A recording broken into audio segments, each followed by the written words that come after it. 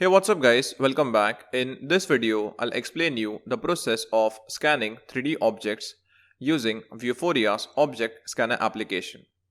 So, for downloading this Object Scanner app, you first need to sign in to your Viewphoria account. After this, you will click on the Download tab. Next, you will click on the Tools tab. And inside the Tools tab, as you can see, we have this Viewphoria Object Scanner application. The Viewphoria's Object Scanner app is only available for Android smartphone, and the latest version of this app by the time of this recording is 5.5.1.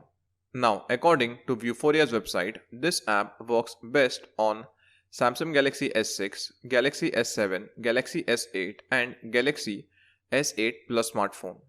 I have a Xiaomi Note 4 smartphone, so I had installed this Object Scanner app on my smartphone. Now, even though I was able to scan 3D objects with this app, but when I tested the scanned 3D object inside Unity, so during that time the object was not recognized by the webcam.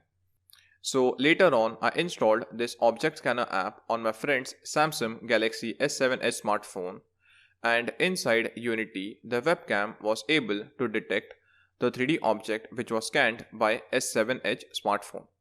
Now, if you do not have the above mentioned smartphone, then you can first try scanning 3D objects on your Android smartphone and test the results in Unity. If the webcam is able to detect your 3D object, then that's great. But if the webcam is still not able to detect your scanned 3D object, then you may have to borrow the above mentioned smartphone from someone. So after explaining you this, next, to download this APK file, I'll click on Download APK. I'll agree to the terms and condition. And as you can see, a zip file is getting downloaded inside my system. And once it is downloaded, I'll copy it on my desktop. After copying the zip file on my desktop, I'll right click on it and I'll unzip it. So as you can see, I now have a new folder by the name of Scanner 551. Okay.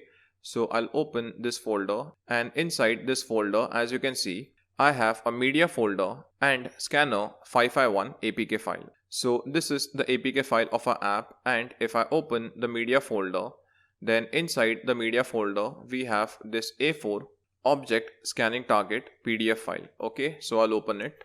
Now you have to take a color printout of this object scanning target file on an A4 size paper. And in this rectangular area, you have to place your 3D object.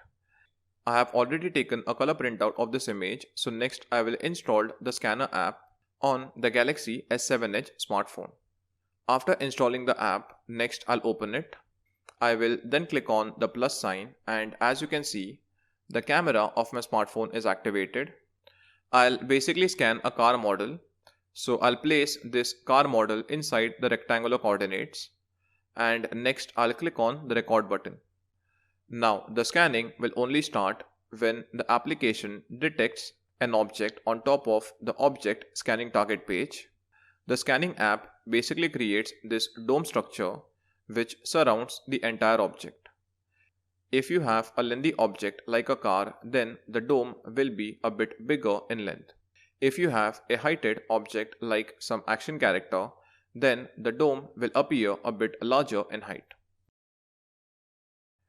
When a particular part of the 3D model is scanned, the area of the dome turns to green, and you must try to cover as many blocks as possible. Similarly, you can also see green points being plotted on top of the 3D object, and these green points are a visualization of object features.